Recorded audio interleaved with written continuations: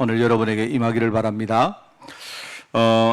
우리는 하나님을 믿는 사람들입니다. 그죠? 여러분이 이걸 놓치면 안 돼요.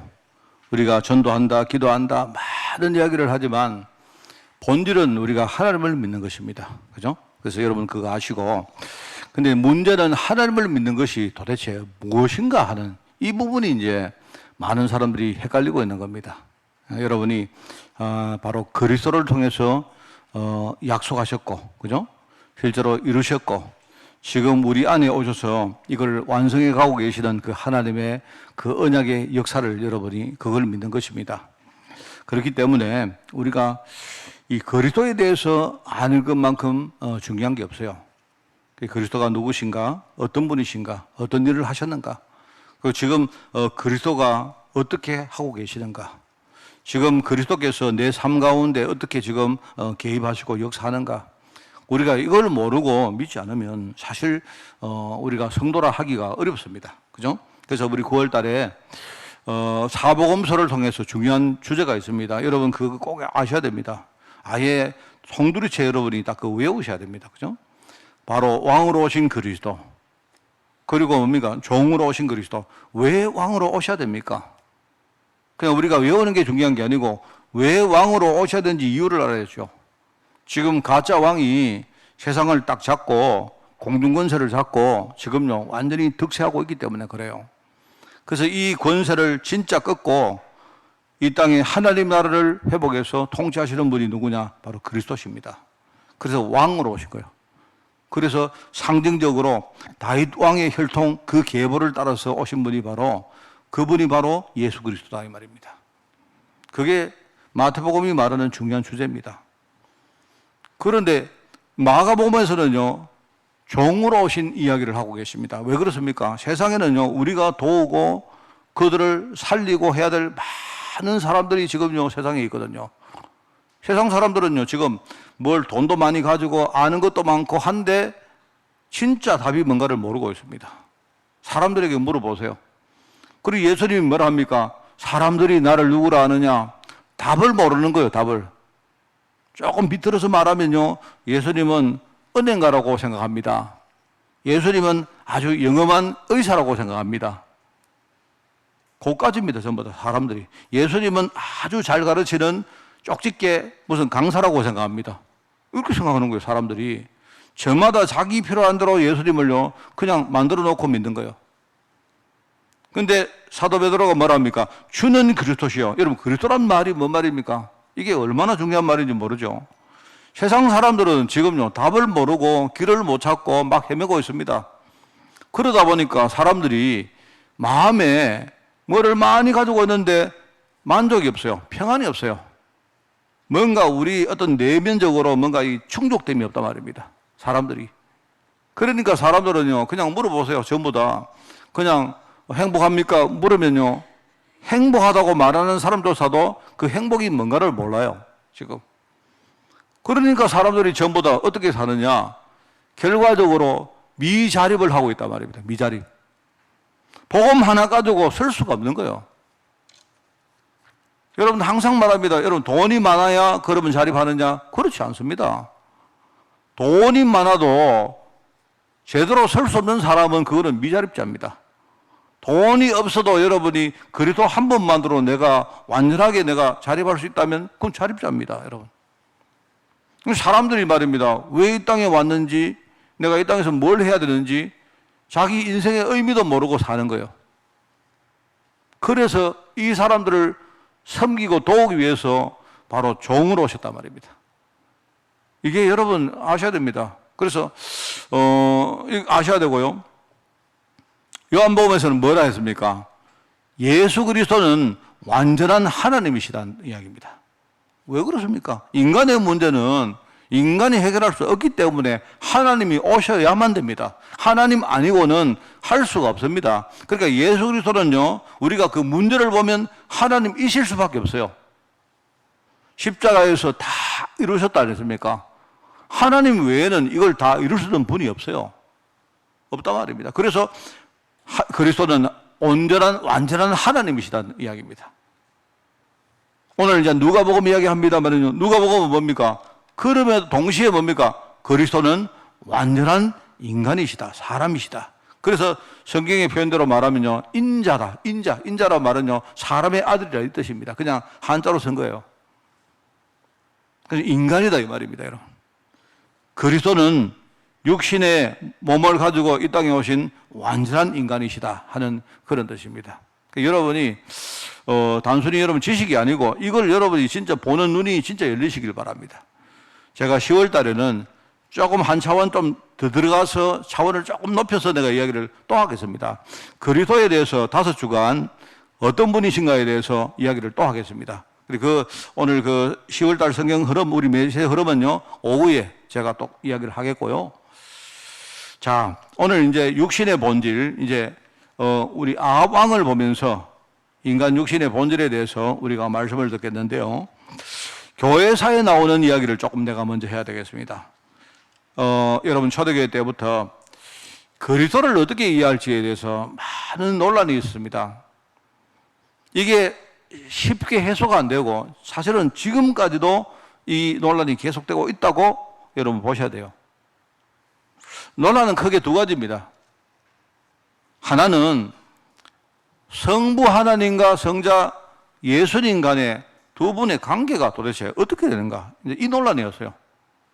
그게 성부 하나님, 성자 예수님.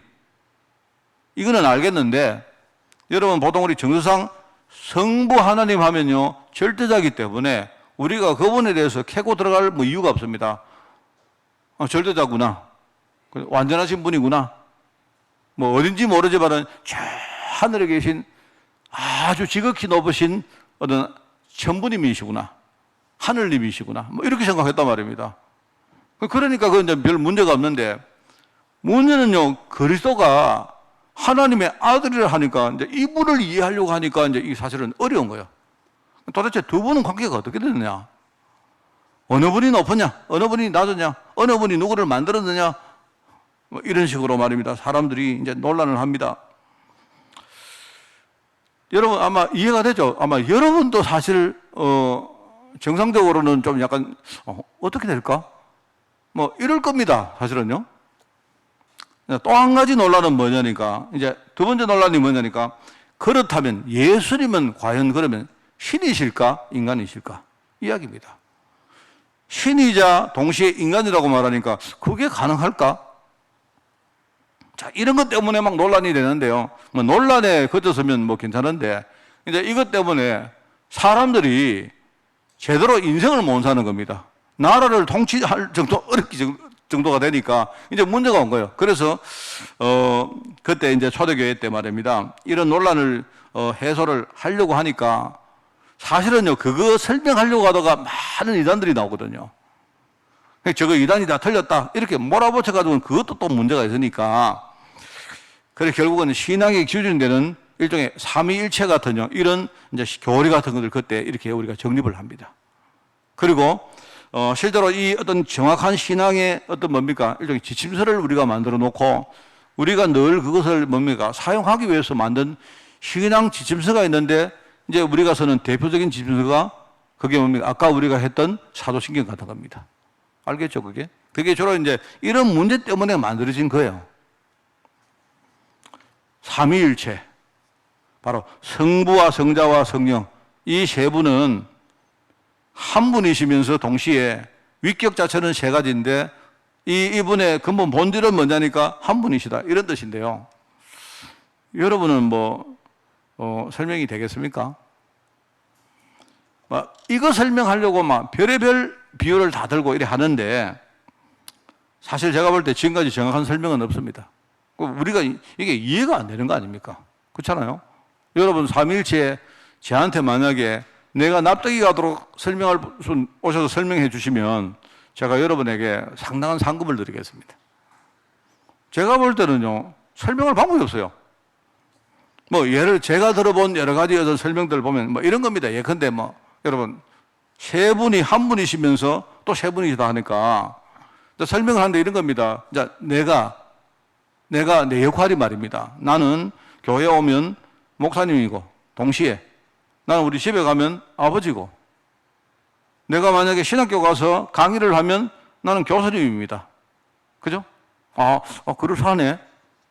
그럴싸하죠. 근데 여기도 좀 문제가 있는 거예요. 왜냐니까 내가 교회 와서 목사님 역할을 할 때는요, 난 우리 집에서 아버지 역할을 못 해요. 이 문제가 생기는 겁니다. 삼위일체, 성삼위일체, 바로 성부, 성자, 성령, 그죠? 이 세 분은 뭡니까? 동시에 같은 일을 하실 수 있는 분이에요. 그러니까 설명이 안 된단 말입니다. 약간 이해는 되는데, 여러분, 이해되는데 도움은 되는데요. 그런데 이거 가지고는 완전한 설명이 안 돼요. 그래, 어떤 역할이라는 측면에서는 우리가 동시에 세 가지 역할을 못 한다 아닙니까? 내가 집에 가야 아버지 역할을 하지. 근데 집에 가면요, 집에 가서 내가요, 집에 가서 우리 딸 보고 말입니다. 탁 들어가자마자 할렐루야. 뭐 이러면 또 그 이상하잖아요. 안 그렇습니까? 그러니까 그리고 약간 이해는 가는데 뭐 그런 거다 말입니다. 그러면 또 이렇게 설명해 볼까요? 그게 역할이 그렇다면 그럼 존재로 한번 이야기해 보자. 그럼 나는 우리 아버지 입장에서 볼 때는 아들이고, 우리 아들 입장에서 볼 때는 아버지고, 그 동시에 안 그럽니까? 이거는 동시가 가능하잖아요. 그죠? 동시에. 내가 우리 부인 입장에서 볼 때는 나는 동시에 남편이다 말입니다. 이때네. 이거 완벽한 설명 같네. 하는데 이것도 또 문제가 있는 거예요. 나는 됐는데, 그러면은 나를 비교해주는 우리 아버지, 우리 아들, 우리 부인은 그러면 또 어떻게 됩니까? 이제 문제가 나오는 거예요. 그죠? 왜냐니까 그리스도는 성자 예수님은 뭡니까? 아버지의 아들이자 곧 아버지예요. 이것도 좀 완벽한 설명이 못 되는 거예요. 쉽게 말해서. 제가 여러분에게 쉽게 말씀해 드린 겁니다. 사실은요, 꽤 비슷한 설명이긴 한데, 그러니까 참 이게 문제가 있단 말입니다. 자, 그리고 이제 더더욱 예수님이 신이자 동시에 인간이라고 말하는 거, 이건 더 문제입니다. 이건 더 이해하기 어려워요. 어떻게 신이자 동시에 인간이냐? 그래서 이제 별의별 소리가 다 나옵니다. 원래 처음에는 인간이었는데, 우리 흔히 그리스도의 신성과 인성 두 가지 인성과 신성에 대한 이 두 가지 문제거든요. 그런데 처음에는 사람이었는데 하나님이 그 사람에게 영으로 임해서 그때부터 신이 되었다. 그러면 이제 물어볼 수 있잖아요. 그럼 지금은 그분은 뭐냐? 원래 인간이었는데 신이 됐으니까 뭡니까? 신이죠. 그럼 인간이자 동시에 신일 수가 없지 않습니까? 지금은 신이잖아요. 그죠? 그럼 어떤 사람은 또 이런 말합니다. 원래 신이셨는데, 원래 하나님이셨는데 그분이 이 땅에 인간을 보니까 너무 불쌍해가지고 어느 날 내가 인간을 위해서 내가 희생해야 되겠다 생각하고 신의 지위를 반납하고 인간으로 오신 거예요. 그러면 그분은 누굽니까? 지금 인간이죠. 이제 우리가 이제 신학에 배우는 단성론자라 말하는 사람은 그런 사람들입니다. 원래 두 가지 어떤 성체가 있었는데 말입니다. 성격이 있었는데 한 가지가 포기되어지고 하나만 남았다 생각하는 거예요. 지금도 여러분 가면요, 예컨대 단성론 교회들이 많습니다. 지금 많이 있는데 그런 식으로 설명을 합니다. 그리고요, 이 재밌는 게 이제 영지주의자라는 사람, 여러분 지금도 있습니다. 여러분 말일 안식일 교회 같은데요, 그런데요, 여러분. 근데 그게 뭐냐니까 이제 원래 이제 설명을 하려고 하다 보니까 하는 겁니다. 원래는 하나님이 사실 한 분이 아니고 두 분인데, 두 분이라고 해요. 이렇게 설명 자체가 그렇단 말입니다. 원래는 창조주 하나님이 계셨는데 이분이 완벽하게 세상을 창조하려고 하다 보니까 했는데 뜻대로 안 됐다. 뭔가 문제가 생겼단 말입니다. 이래가지고 세상이 완전히 부패돼. 그러니까 이제 창조주 하나님은 약간 조금 불완전하죠. 그죠? 그래서 나중에 이걸 보다가 못해가 하나님이 완벽한 하나님이 다시 그 구원자 하나님 오셨다. 이걸 어그러진 세상을 완전하게 지금 바꾸려고 오신 바로 그리스도. 이분을요, 바로 창조주 하나님과 다른 또 다른 구원자 하나님으로 생각하는 이런 설명들이 있단 말입니다. 들어보니까 이게요, 그럴싸죠. 안 그럴싸요. 근데 초대교회 말입니다. 굉장히 유명했던 교부 터툴리안 같은 사람들은요, 여기에 동조를 합니다. 나중에. 아주. 이렇게 됩니다. 여러분 기억할 필요 없고, 그런 거 있다. 혹시나 우리 박 장로님처럼요, 이런 데 관심 많은 사람들은 참고하시기 바랍니다. 자, 그래서 제가 여기서 마치겠습니다. 이게 믿음의 영역이기 때문에 저도 설명하는 거 불가능합니다. 100점짜리는 아닙니다. 여러분이 참고해 보시고. 그런데 그리스도는 완전한 하나님이자 완전한 인간이시다. 이걸 여러분 아셔야 됩니다. 솔직히 이해하는 건 어려운데, 이해하는 건 잘 불가능한데요. 그런데 그렇지 않습니까? 사람들이 볼 때에 신하고 인간을 동격으로 본다니까 그거 이상하잖아요, 정서적으로. 안 그렇습니까? 어떻게 인간이 하나님하고 똑같아요? 뭔가 차이가 있지. 안 그래요? 정서적으로 우리가 이해가 가고, 영과 육이 이게 같다. 이걸 본질적으로 같은 수준으로 본다는 그것도 우리가 어렵단 말입니다. 그렇기 때문에 이해는 되는데, 이거를 이해하려고 해도 어렵고, 그렇다고 믿으려고 해도 뭔가 찝찝하고, 이 계속 이런 상황입니다. 그런데 제가 보기에는 여러분이 현장에서 해답을 찾아야 돼요. 그거 외에는 방법이 없습니다. 아까도 말했지만, 왜 하나님이 오셔야 되느냐? 이분이 하나님일 수밖에 없느냐? 이걸 여러분이 보셔야 돼요. 이 인간의 문제가 창세기 3장에서 비롯된 것인데, 이 문제는요, 하나님 외에는 절대로 해결할 수가 없습니다. 그래서 제가 늘 인용하는 말씀이 뭐냐니까, 그게요, 부자 청년이 주님 앞에 와서 대화하는 그 내용이죠. 그게 뭐냐니까, 어떻게 영생을 얻습니까? 이렇게 묻죠. 본질적으로 주님과 제자 간의 대화인데, 부자 청년이 말합니다. 이렇게 하고 저렇게 하고 막 이야기합니다. 그런데 예수님이 이렇게 해봐라 저렇게 해봐라 하는데, 예수님은 지금 답으로 인도하는 그 과정이지 그게 답이 아니에요. 마지막에 이야기합니다. 이 청년이 다 됐는데, 율법도 지키고 다 됐는데 자기 재산을 팔아가지고 불쌍한 사람을 도우라고 하니까 여기서 이제 문제 왔단 말입니다. 그리고 이 청년이 떠나가는데 예수님 뭐라 합니까? 하시는 말씀이, 예수님이 이야기하는데요. 그러니까 사람들이 돈 있는 사람은 그럼 어떻게 구원받습니까? 하니까 예수님이 하시는 말이, 부자가 구원받을 일 없다. 낙타가 바늘기로 들어가는 만큼 어렵다. 그 사람 헷갈린단 말입니다. 예수님이 진짜 하고 싶은 말은요, 맨 마지막에 나옵니다. 그래, 부자가 낙타를 사고 바늘기로 들어갔는지 말든지 아무리 해도 세상에는 구원의 길이 없다. 이 말 하시고 싶은 거예요. 그런데 마지막에, 그래, 그렇다. 그런데 하나님은 할 수 있다. 하나님만 할 수 있는 길이 그게 구원의 길입니다, 여러분. 그래서 하나님이 오신 거예요. 저는 처음에 이해가 안 됐는데, 세상의 우리 현장에 말이에요, 문제가 눈에 보이니까, 그래, 이 문제는 아무리 우리가 힘으로 하고 능으로 하고 우리가 자선으로 하고 뭘 해도, 어떤 일을 해도 이건 해결이 안 돼요.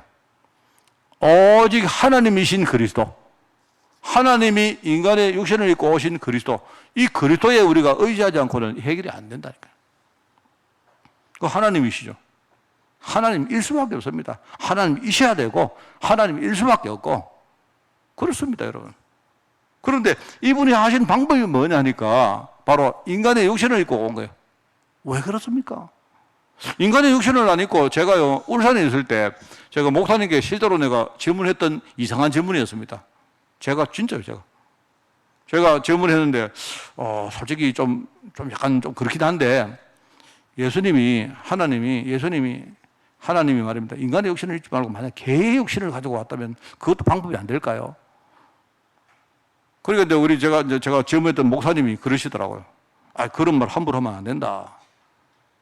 그래, 맞는데 내가 이제 의문이 생긴 겁니다. 꼭 그러면 인간의 육신을 입고 오셔야 됩니까? 아니면 하늘에서 그냥 말만 하셔도 안 됩니까? 그래, 내가 볼 때는 말만 하셔도 될 것 같은데, 하나님은 못할 게 없으니까, 안 그래요?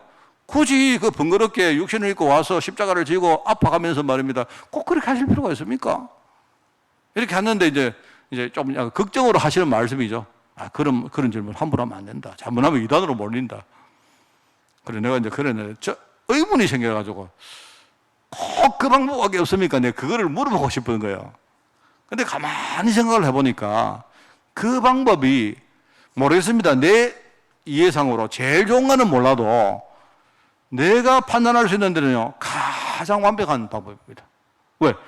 인간이 나의 죄에 대해서 내가 대가를 치러야 되는데 하나님이 대가를 안 치르시고 말입니다. 끝내라 이렇게 하면요, 그게 방법상으로 좋은 방법일까? 이런 생각이 드는 겁니다.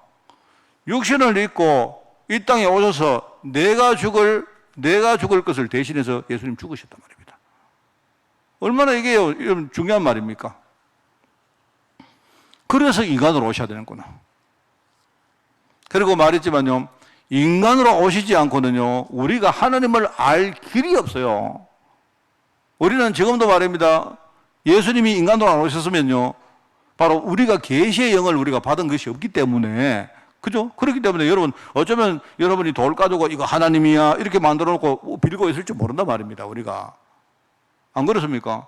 여러분도 지금 지방 딱서가 붙여놓고 말입니다. 여기 유세차 하면서 말입니다. 이러고 있을지도 몰라요. 그게 이제 신인 줄 알고. 그러니까 우리에게 보이시려고 오신 바로 그리스도. 육신을 가져야 우리가 볼 수가 있으니까. 물론 우리는 그때 함께 살지는 못했습니다만은요. 그러니까 이걸 생각하면 저는 이해가 됩니다. 저는요, 단순히 믿는 걸 떠나서 이거는 현장에서 우리가 충분히 우리가 이해가 됩니다. 그래서 우리 모든 인간에게 보이시려고 인간의 육신을 가지고 이 땅에 오셨는데, 나도 육신 가지고 안 왔습니까? 그래서 내가 육신 가지고 온 것과 차별되게, 구별되게 성육신이라고 부른 거예요. 여러분이 그걸 깨달아야 됩니다.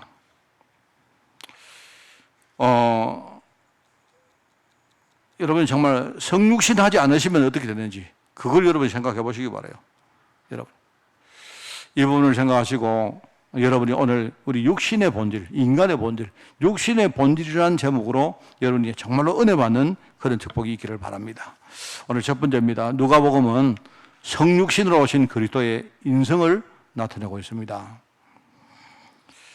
인간을 위해서 자신을 나타내신 것입니다. 그 계시라고 말하죠. 계시는 원래 덮여 있었던 것이 이렇게 펴져서 말이죠, 우리에게 보여진다는 말이 그거를 계시라고 말해요. 인간에게 하나님을 나타내신 것입니다. 참 얼마나 이게 감사한 이야기입니까? 그러면서 뭡니까? 자신의 육신을 희생제물로 드리신 겁니다. 드림으로 인간의 모든 죄를 대속하셨다. 속하셨는데요, 대신해서 속하셨다 이 말입니다. 쉽게 말하면요, 대가를 치르신 겁니다. 우리 죄의 대가를 완전히 치르신 거예요. 영원히 치르신 거예요. 흔히 자기 값을 치르신 겁니다. 우리 흔히 이 교회를 값 주고 사신 교회다 안 합니까? 예수님이 자기의 육신을 값으로 주고 이 교회를 사신 거예요. 피로 값 주고 사신 교회. 근데 이제 또 문제가 있습니다. 이제 어떤 사람들이 그러면 값을 줬는데 대가를 치렀는데 누구한테 치렀느냐? 이래가지고 말입니다. 어떤 사람들은요, 마귀에게 이 값을 치렀다 해가지고, 그렇지 않습니다. 하나님 앞에 값을 치른 거예요. 마귀에게 우리가요, 마귀한테 돈 주고 우리를 사는 게 아니고요. 원래 우리가 마귀 거 아닌데, 안 그렇습니까? 그래서 마귀를 꺾으신 거지, 마귀하고 타협해서 말입니다. 돈 주고 우리를 사신 게 아니에요. 이게 육신으로 오신 성육신의 의미입니다. 그런데 제가 볼 때 이것보다 더 중요한 게 또 있어요. 그게 뭔가 하니까 우리가 가지고 있는 인간의 육신 얼마나 불완전합니까? 한계가 있잖아요. 그런데 내가 불완전한 인간의 육신을 가지고 있기 때문에 이게 얼마나 한계인데 우리는 이 불완전한 육신을 보면서 뭡니까? 나는 항상 하나님의 도우심과 은혜 아니면 안 되는구나. 이걸 깨닫게 하시는 거예요. 참 그게 저는 은혜가 됩니다. 저는요, 예수님이 이렇게 처음에 오셔서 공생의 사역을 제일 먼저 시작하실 때 뭘 하셨는가 하니까 세례를 가르쳤어요, 세례를. 저는 그게 되게 은혜가 돼요. 예수님, 저와 여러분은 우리가 세례 받아야, 그죠? 가톨릭 교회 가면 뭡니까? 똑같은 세례가 아니겠습니까? 그죠? 그 세례를 받아야 우리가 뭡니까? 이렇게 또 교우가 되고 여러 가지 되는데, 예수님이 굳이 세례를 받으셔야 여기 우리 세례 교인이 되겠습니까? 그것도 아닌데. 안 그래요? 우리가 세례 받는 건 뭡니까? 내가 구원받았다는 그 부분에 대해서 내가 예식을 통해서 확증하는 거거든요, 그게. 어떤 교파는 이야기합니다. 세례를 받아야 구원받아. 그렇지 않습니다. 그 틀린 이야기입니다. 성경에 그런 거 없습니다. 내가 구원받았기 때문에 내가 그 사실을 내가 누리고 선포하기 위해서 내가 세례 받는 거예요. 그죠? 그런 거 아닙니까? 저는 그런 비유 많이 합니다. 아니, 결혼식을 하면 결혼하는 거냐? 결혼식은 결혼식이지. 어떤 사람이 이야기하면, 목사님, 이번에 제가 결혼하게 됐습니다. 저는 무슨, 너 결혼하는 거야? 결혼식 하는 거야? 결혼식이 결혼입니까? 아니죠. 결혼은 결혼식하고 다른 거예요. 내가 이 사람과 결혼하게 되었습니다. 라는 것을 내가 식을 통해서 많은 사람들에게 내가 선포하고, 그죠? 내 자신도 그걸 딱 붙들고, 이렇게 하기 위해서 하나의 예식을 하는 것이지, 어떤 사람은요, 결혼식을 결혼을 알아요. 아닌데. 결혼식은 결혼식이고, 결혼은요, 두 사람이 인간적으로 완전한 화합을 이루고, 가정을 만들고, 중요한 방향을 함께 우리가 나오고, 이런 것들이 결혼이잖아요. 사람들이요, 결혼식을 결혼으로 알고 있기 때문에, 결혼식을 성대하게 해놔놓고요, 금방 싸우고, 이혼하고 이렇게 하는 겁니다. 사람들이 그렇단 말입니다. 예수님이 이 땅에 오셔서 제일 먼저 하신 게 뭐냐니까, 세례를 받으셨어요. 가만히 생각을 해보니까, 이게 얼마나 이게 우리에게는 위로가 되고 힘이 되는지 몰라요. 그것만 한 게 아니고요, 예수님이 마귀한테 시험을 받았어요, 시험. 왜 그럴까요? 전부 다 누구 때문이냐? 우리 때문에. 예수님이 우리의 모범이 되고 첫 열매가 되어서 우리를 이끌어 주시기 위해서 한 거야. 우리 보고 내가 시험 받을 때에 내가 승리한 것처럼 너희도 정말로 복음의 말씀 붙들고 승리하라고 그 길을 닦아주신 거예요. 전부 그런 겁니다.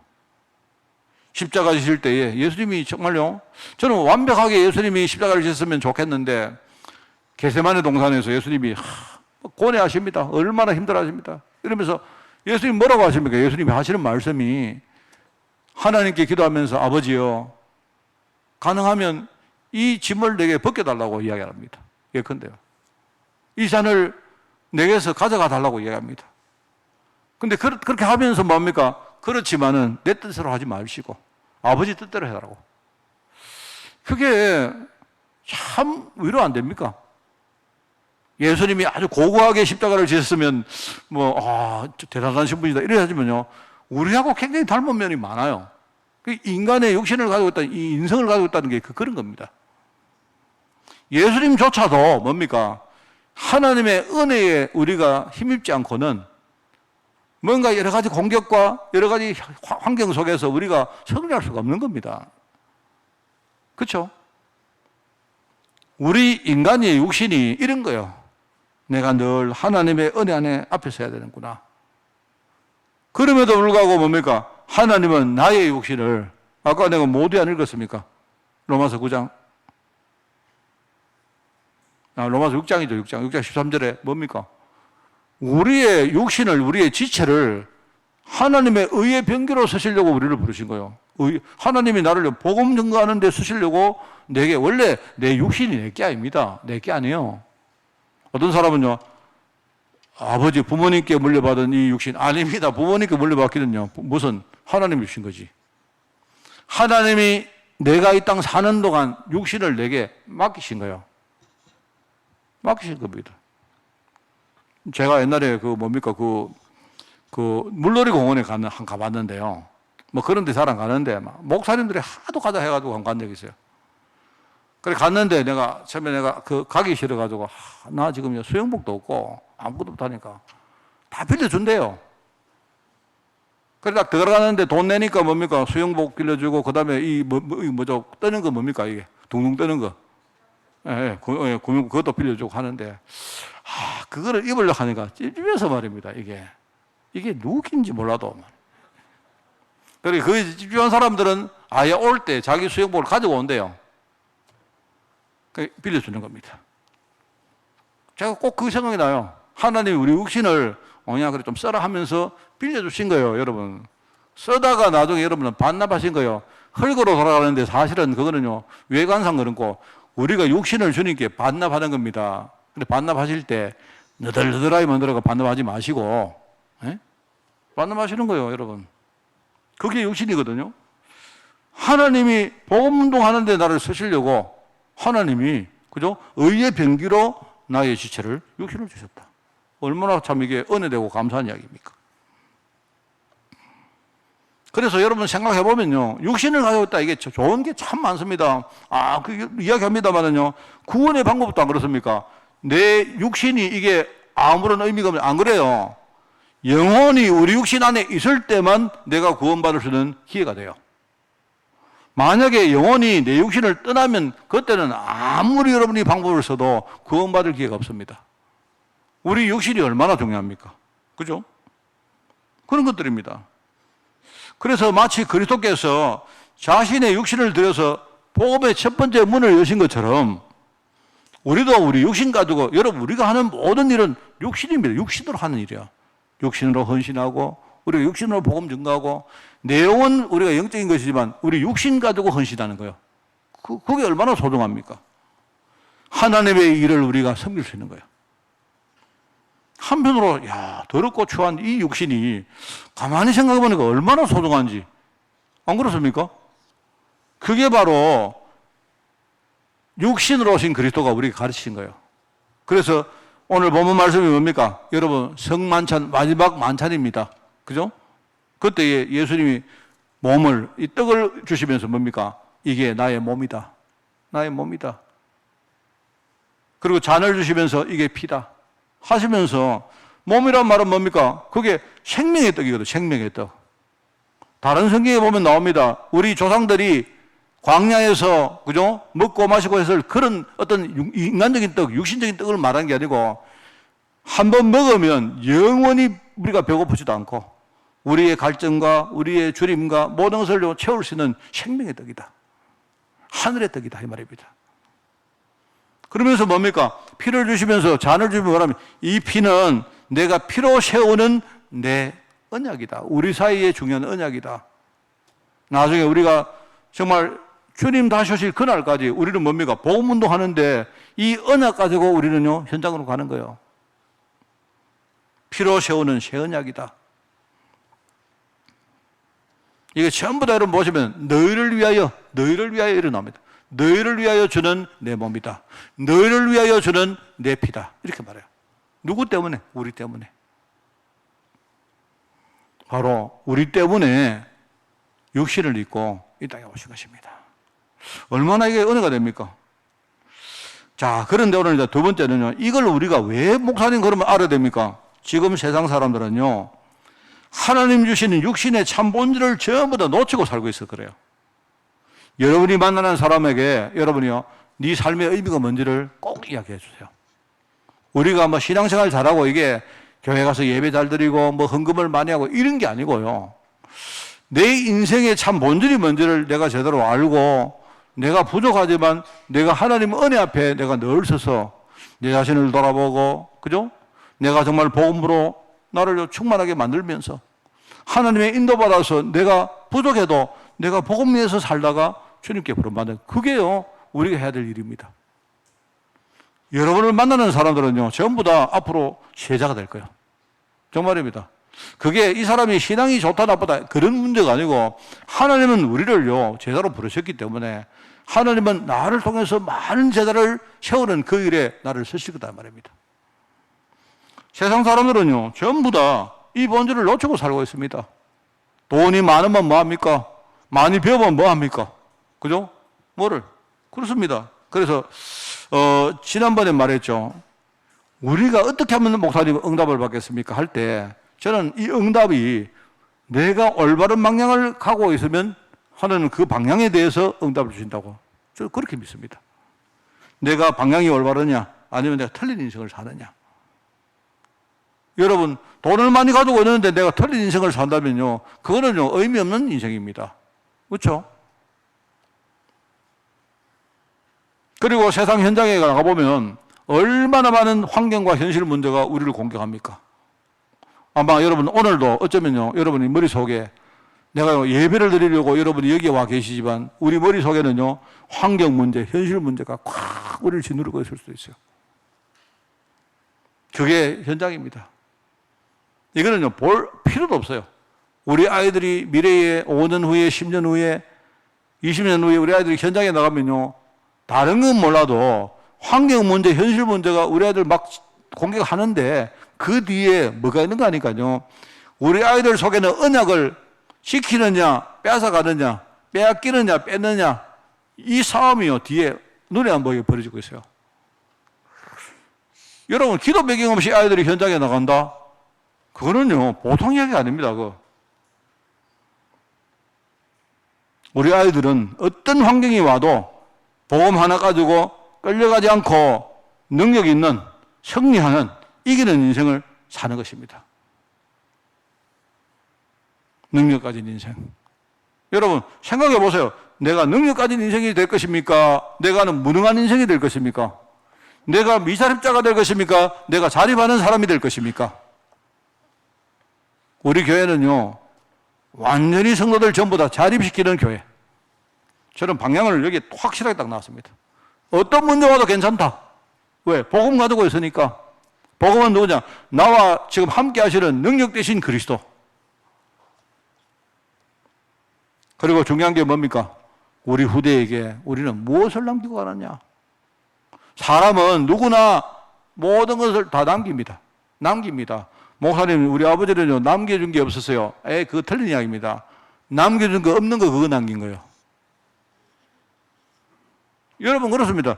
우리는 뭔가를 남깁니다. 무조건 남기게 되어 있습니다. 그런데 내가 남기는 것이 그게 의미가 있는 것인지, 아니면 영원한 것인지, 아니면 내가 남기는 것이 이게 썩어서 없어질 것인지, 아니면 별 의미가 없고 오히려 사람을 살리는데 도움이 안 되는 것인지, 그거 여러분이 선택하시기 바랍니다. 여러분이 정말로 우리가 눈을 열고, 나는 이 땅에 기왕 내가 인생에 뭔가를 남기고 갈 거, 그죠? 나는 정말로 우리 후대에게 진짜 의미 있는 것을 남기겠다 싶으면요, 복음 붙으세요. 그게 우리의 인생입니다. 세상 사람들은 전부 다 그렇습니다. 얼마나 많은 걸 가지고도 틀린 인생을 사는지 몰라요. 전부 다요. 막 죽겠다. 제가 늘 말하지만 여러분 집도 많이 사시고 사세요. 사시는데 제발 콧게 가지고 끌려가지는 마세요. 세상 사람들은 지금 말입니다. 하여튼 전부 다 지금 자기 환경 속에서 전부 난립니다. 자, 정말로 내가 참 최근에 우리 목사님들하고도 이야기하면서 그런 이야기 듣거든요. 지금도 전부 다 목사님 누가 와서, 안 그래도 종서이가 와서 목사님 집을 한 개 사야 되겠습니까? 말아야 되겠습니까? 도저히 안 되겠다 싶어서 종서이를 앉혀놓고, 종성아, 첫 번째, 두 번째, 세 번째, 네 번째. 이 말은 목사님 앞으로 집값의 동향이 어떻겠습니까? 내가 어떻게 합니까? 여러분, 우리가 집이 필요하잖아요. 그죠? 집이 없으니까 불안하지 않습니까? 그거는 우리가 이해하는데, 문제는 지금 세상이 미쳐 날뛰는데, 그죠? 여기 끌려가면 되겠습니까?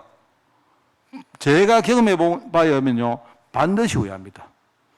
여러분, 내가 종성이 보고 뭐라든가 하면, 종성아, 우리 반대로 한번 생각해 보자. 종성아, 내가 만약에 돈이 많은 부자다. 내가 만약에 돈이 많은 부자인데 내가 돈 한 수백억 있다. 현찰. 그러면 내가 어떻게 행동할지를 한번 네가 상상 한번 해봐라.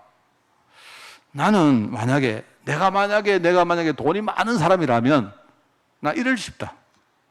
여러분, 제 이야기를 제가 집값 이야기 해드리는 게 아닙니다. 그게 아니고, 나는 돈이 많으면요, 이럴 것 같아요. 웃고 있을 것 같아요, 지금. 정말 그럴 것 같아요.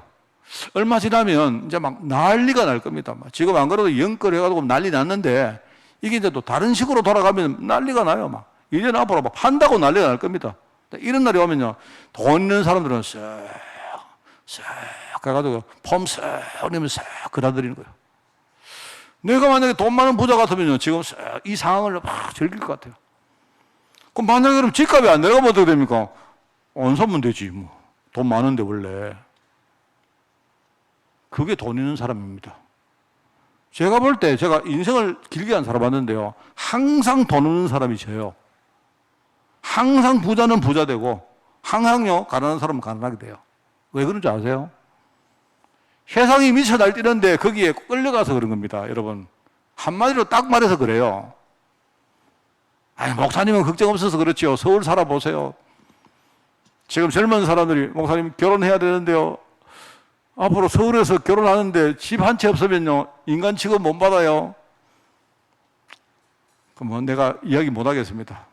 그러면 뭐, 하면 와서 농사 짓지. 이게 여러분, 틀린 말처럼 보이지만, 그렇지 않습니다, 여러분. 우리가 이런 마음을 가지고 뭔가 보험 가지고 있는 사람은요, 그렇게 가야 조금 힘들어도 우리가 휘말려 들어가지 않는 거예요.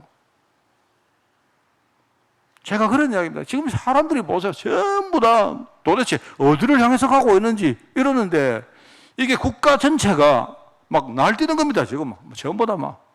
거기다가 코로나까지 오니까요, 막 지금 한 번도 안 가본 길 아닙니까? 나는 절대로 끌려갈 수 없어요. 난 내가 끌고 가지. 에? 우리가 미자립자 아니잖아요. 여러분, 보험 가진 자 아닙니까? 안 그래요? 뭐 돈 없으면요, 여러분, 그럼 미자립자입니까? 안 그래요? 내가 돈 없어도 내가 돈의 영향 안 받으면 나는요, 돈에 이길 수 있는 거예요. 여러분, 돈 아무리 많아보세요. 맨날 돈 하면 돌아버립니다, 여러분. 우리는 후대들에게 진짜 신앙 하나 남겨야 된다. 우리 아이들이 어디 가서 무엇을 할지는 모르겠는데, 저는 모릅니다. 저는 우리 아이들이 미래 10년 후에 어떤 상태로 살지 모릅니다. 모르지만은요, 지금 내가 예측되는 거 몇 가지 생각을 하면요, 우리 아이들에게 제대로 딱 복음 가르치고, 그죠? 애들이 나를 만났을 때, 우리 당대를 만났을 때에 다른 건 몰라도 복음 하나는 확실히 알고, 얘들 속에 믿음 하나 확실히 딱 들어가서 이 애들이 미래에 나갈 때에 우리라는 기도 배경을 가지고 나가는 겁니다. 나는 그거 외에는 생각이 안 나요. 그래서 오늘 우리 이제 마지막으로 아방을 통해서 우리가 인간 본질의 한계, 이 육신 가지고 있는 살고 있는 인간의 본질과 한계를 우리가 한번 보면요, 여러분 아마 많은 것이 보일 것입니다. 해답을 찾을 수가 있습니다. 자, 그래서 항상 우리 인간의 본질과 한계를 보실 때에 세 가지 함정이 뭔가, 그 다음에 우리 안에 있는 여러 가지 세 가지 틀이 뭔가, 이러면서 사람들이 지금요 여러 가지 문제에 사로잡혀가지고 살아가는 현실 세계의 문제가 뭔가, 그걸 보시라 말입니다. 이걸 합쳐서 12가지라 말하는데 외울 필요 없습니다. 전혀 필요 없습니다. 그런 거 외우는 사람 치고 제대로 그거를 현장에 누리는 사람 잘 없어요. 외우지 마시고 눈을 뜨고 보시기 바라요. 지금 창세기 3장 문제가 6장으로, 그죠? 그리고 지금 11장으로 오고 있는데, 현장을 쭉 보면요, 이 흐름은 막을 수가 없습니다. 제가 금요일 날로 이야기했습니다만은요, 어떤 사람이 아버지를 떠난 겁니다. 아버지를 떠난 거예요. 아버지를 떠났는데, 근데 자기가 하다 보니까 실수해서 떠났단 말입니다. 우리가 죄를 짓고 말이야, 아버지가 우리를 쫓아냈어요.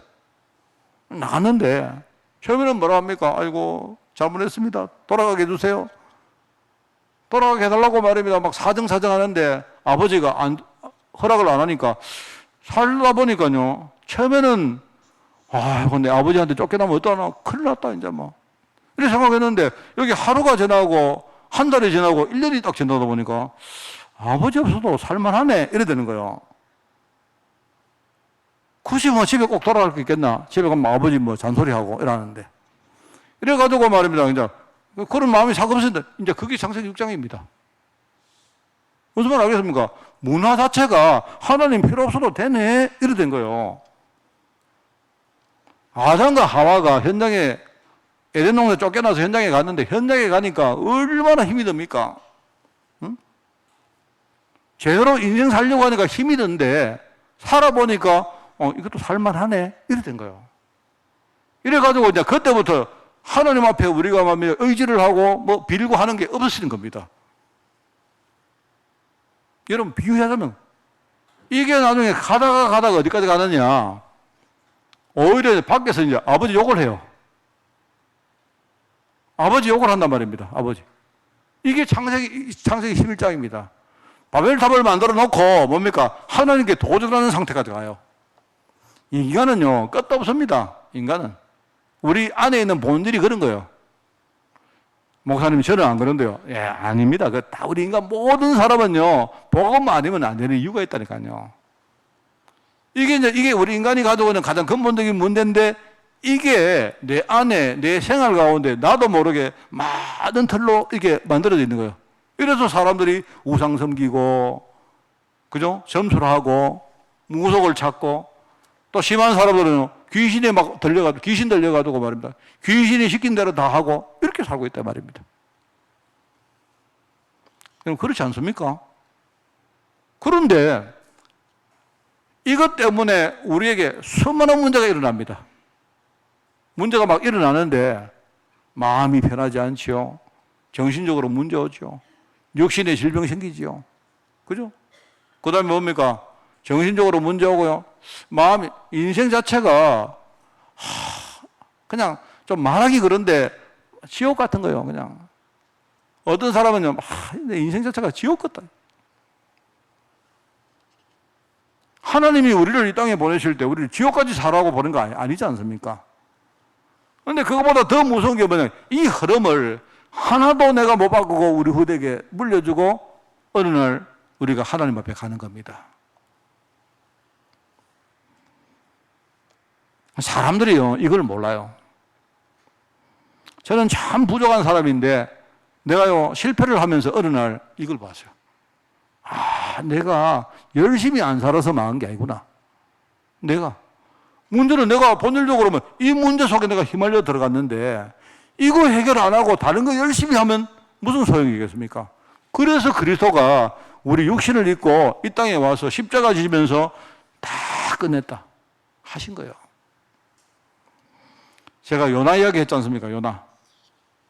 제가 언젠가 한번 요나서를 가지고 내가 요나서를 읽다가 내가 발견한 건데요.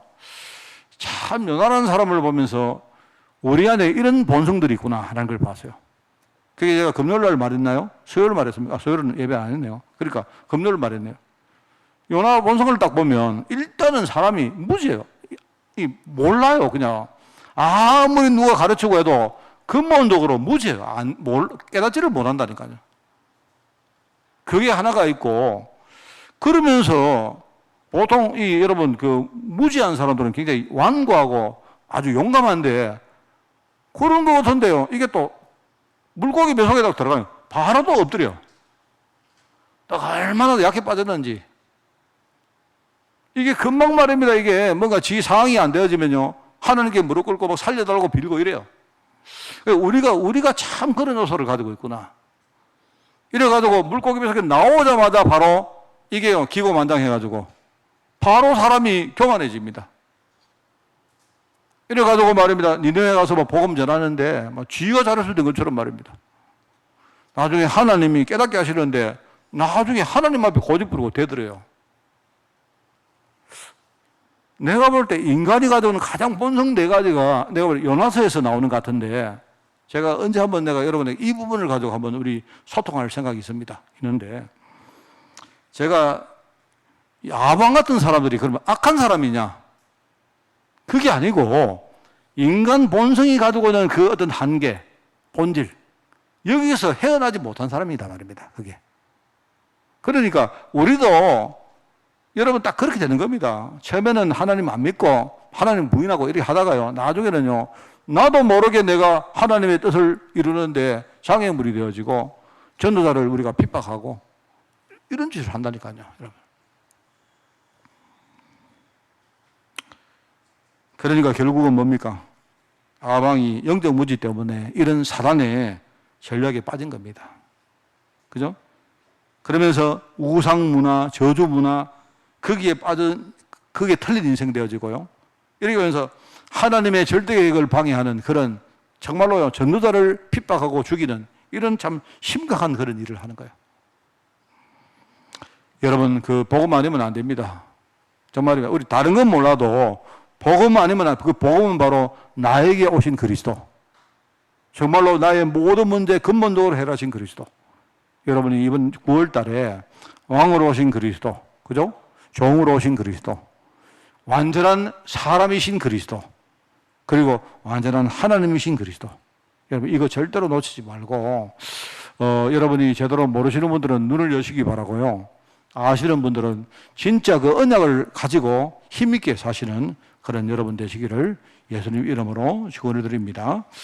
하나님 아버지 감사드립니다.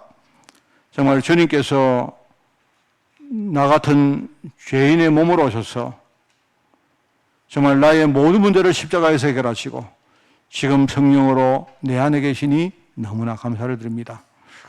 많은 사람들이 종교에 빠져서 교회를 다니며 열심히 하며 무엇을 공덕을 사는 것을 중요하게 생각했지만 우리는 정말 이 하나님을 믿고 내가 정말 그리스도의 제자로 하나님의 백성으로 사는 것이 너무나 소중함을 알고 오늘부터 나의 삶을 주님께 드릴 수 있도록 주님이 축복하여 주옵소서. 하는 거 우리가 연약하지만 그러나 오늘 복음 가지고 우리가 갱신하게 하옵시고 우리가 정말 몰랐지만 복음 하나 확실한 그런 제자가 되게 하시고 우리가 만나는 사람들에게 정말 이 복음을 증거하고 제자를 세우는 그 일에 최고로 세우는 종으로 저희를 축복하여 주옵소서. 우리 한빛교회를 축복하시고 이 일을 감당할 교회로 주님이 축복하여 주옵소서. 감사를 드리오며 예수님의 이름으로 기도드리옵나이다. 아멘.